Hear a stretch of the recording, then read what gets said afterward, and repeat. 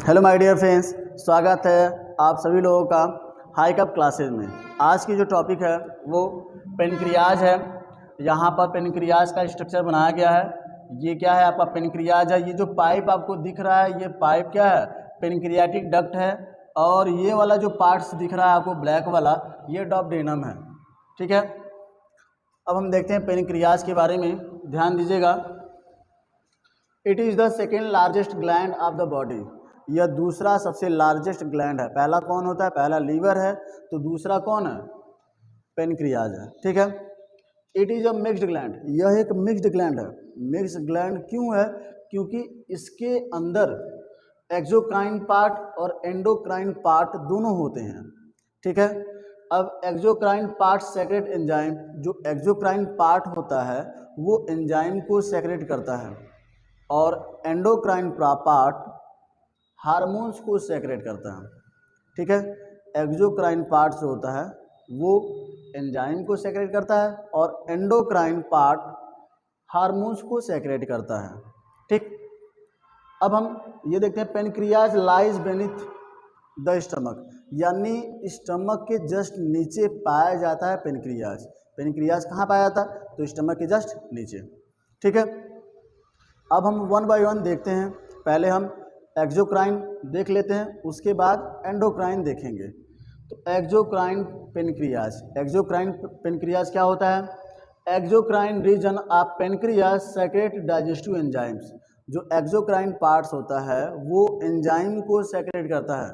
कौन कौन सा एंजाइम, तो वो है trypsin, chymotrypsin and beta amylase. कौन कौन है, तो ट्रिप्सिन है, काइमोट्रिप्सिन है और बीटा एमाइलेज। ये तीनों क्या हैं, ये तीनों डाइजेस्टिव एंजाइम है। कौन है, डाइजेस्टिव एंजाइम है। सेकंड हमारा है the trypsin, chymotrypsin and beta amylase work in alkaline medium. Alkaline medium में ही ये वर्क करेंगे। तो एल्कलीन मीडियम प्रोवाइड कौन करता है, तो लीवर के द्वारा जो बाइल जूस सेक्रेट होता है वो एल्कलीन मीडियम प्रोवाइड करता है, जिसके द्वारा ट्रिप्सिन, काइमोट्रिप्सिन और बीटा एमाइलेज वर्क करते हैं। ठीक है, इसके बाद हम देख लेते हैं एक्सोक्राइन पेनक्रियाज के फंक्शन। ठीक है, फंक्शन के बारे में देखते हैं इसके फंक्शन। तो beta amylase convert remaining carbohydrate starch to maltose then glucose. जो बीटा एमाइलेज होता है वो क्या करता है, जो कार्बोहाइड्रेट है पहले उसको मल्टोज में कन्वर्ट करेगा, उसके बाद उसको ग्लूकोज में कन्वर्ट कर देगा। ठीक है, trypsin and chymotrypsin consist partially digested protein to polypeptide. Trypsin और काइमोट्रिप्सिन ये क्या करते हैं, प्रोटीन को डाइजेस्ट करते हैं, किसमें, पॉलीपेप्टाइड्स में। किसमें कन्वर्ट करते हैं, पॉलीपेप्टाइड्स में। ये हमारे वर्क था किसका, तो एक्सोक्राइन पेनक्रियाज का। एक्सोक्राइन पेनक्रियाज का ये वर्क था। अब हम लोग देखते हैं एंडोक्राइन पेनक्रियाज। क्या देखते हैं, एंडोक्राइन पेनक्रियाज के बारे में देखेंगे।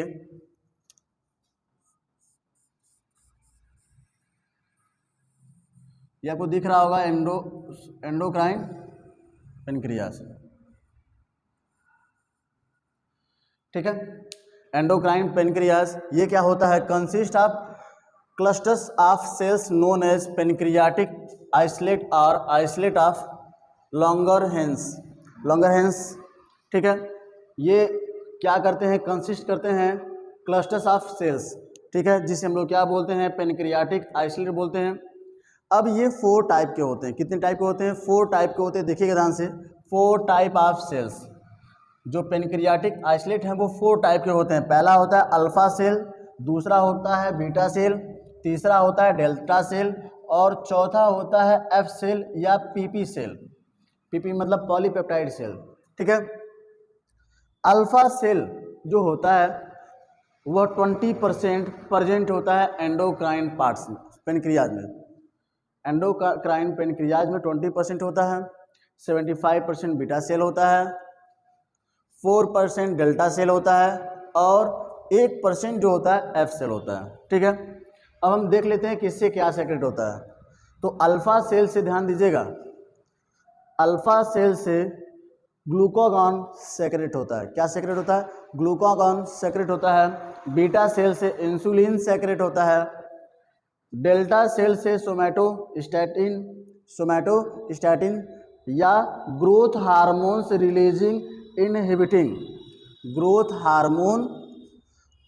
हार्मोन रिलीजिंग इनहिबिटिंग, मतलब इसको हम ये भी बोलते हैं GHRIH।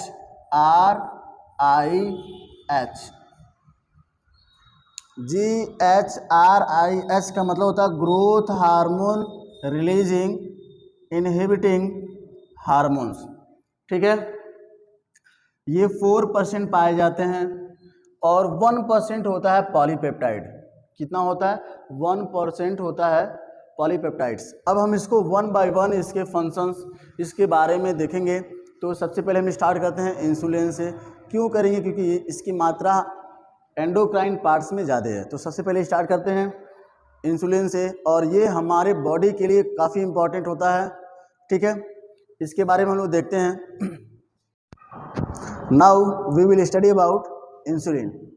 इंसुलिन का सेकेंड नाम हम कह सकते हैं एंटी डायबिटिक हार्मोन्स होता है।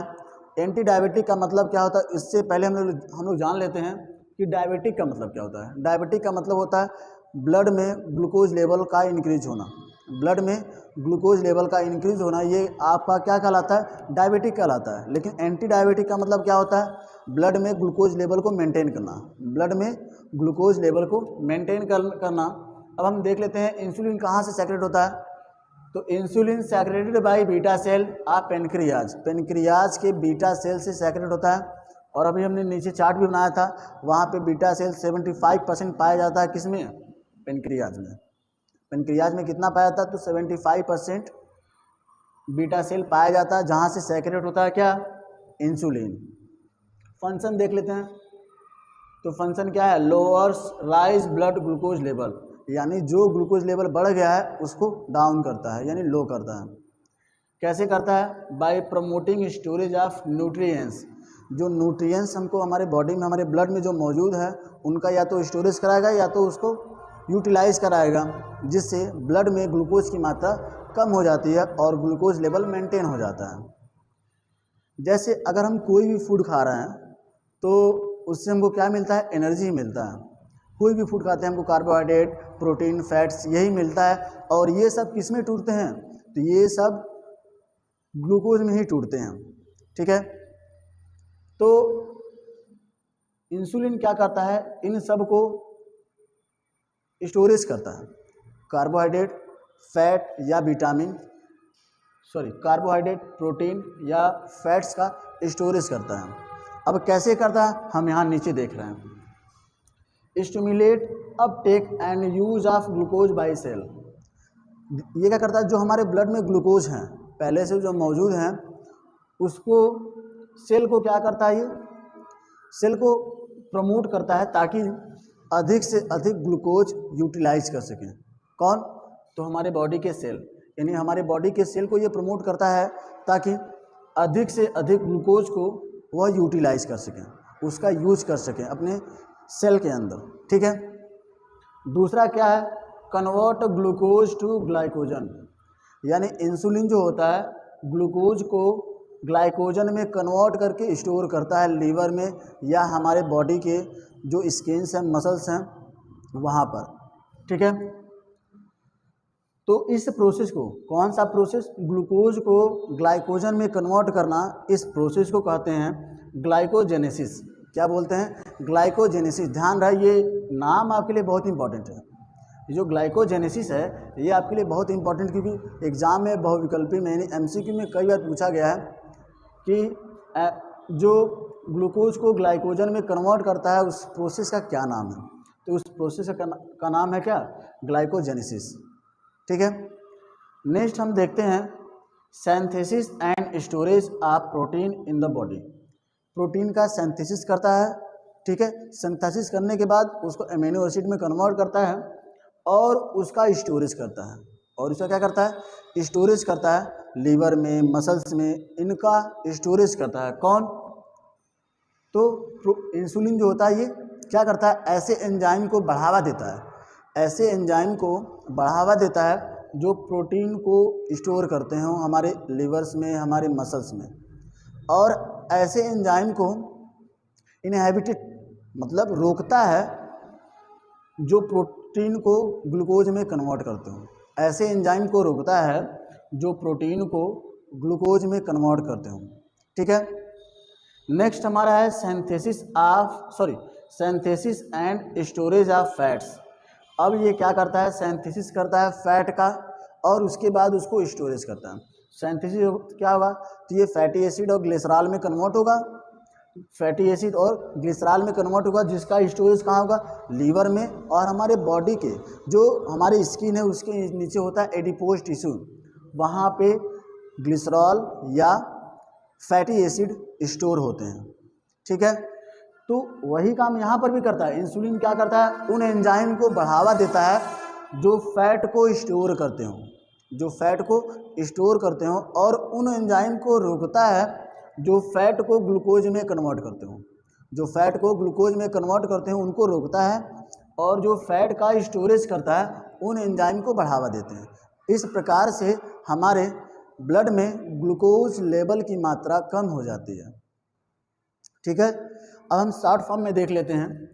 तो शॉर्ट फॉर्म क्या है, ग्लूकोज को इंसुलिन किस में कन्वर्ट करता है, ग्लाइकोजन में। किस में कन्वर्ट करता है, तो ग्लाइकोजन में। इस प्रोसेस को कहा जाता है ग्लाइकोजेनेसिस। क्या बोलते हैं, ग्लाइकोजेनेसिस बोलते हैं। लिपोजेनेसिस क्या होता है, तो हमने यहाँ पे लिखा भी था, लिपोजेनेसिस यानी फैट का सिंथेसिस करना। फैट का सिंथेसिस करना किसके द्वारा, इंसुलिन के द्वारा। ये क्या कहलाता है, लिपोजेनेसिस। क्या कहलाता है, लिपोजेनेसिस। नाम आपके लिए काफ़ी इंपॉर्टेंट है, इसको याद रखिएगा। लिपोजेनेसिस क्या होता है, synthesis of fats by insulin is known as lipogenesis. ठीक है। अगला है डिक्रीजिंग ऑफ ग्लाइकोजिनोलाइसिस। ग्लाइकोजिनोलाइसिस का मतलब क्या होता है, यह रोकता है ग्लाइकोजन को दोबारा ग्लूकोज में कन्वर्ट होने से। ग्लाइकोजन को दोबारा ग्लूकोज में कन्वर्ट होने से रोकता है, इस प्रोसेस को डिक्रीज करता है। ठीक है। इस प्रोसेस को क्या करता है, वो डिक्रीज करता है। अगला हमारा है प्रिवेंटिंग ग्लूकोजेनोलाइसिस। प्रिवेंटिंग ग्लूकोजेनोलाइसिस, ये क्या करता है, प्रिवेंट करता है ग्लूकोजेनोलाइसिस, मतलब प्रोटीन का सिंथेसिस, मतलब प्रोटीन का दोबारा ग्लूकोज में कन्वर्ट होना, इसको वो प्रिवेंट करता है, इसको रोकता है। कौन, तो इंसुलिन। अगला हमारा है ग्लूकागॉन। अगला क्या है, ग्लूकागॉन। यहाँ पे आपको देख सकते हैं आप लोग, glucagon secreted by alpha cell. कहाँ से सेक्रेट होता है, अल्फा सेल से सेक्रेट होता है। कौन, ग्लूकागॉन। अब इसका काम क्या होता है, तो ग्लाइकोजन को कन्वर्ट करता है किसमें, ग्लूकोज में। किस में कन्वर्ट करता है, ग्लूकोज में। किसको, ग्लाइकोजन को कन्वर्ट करता है ग्लूकोज में। अगला है increasing blood glucose level. Glucose level को ये इंक्रीज करता है,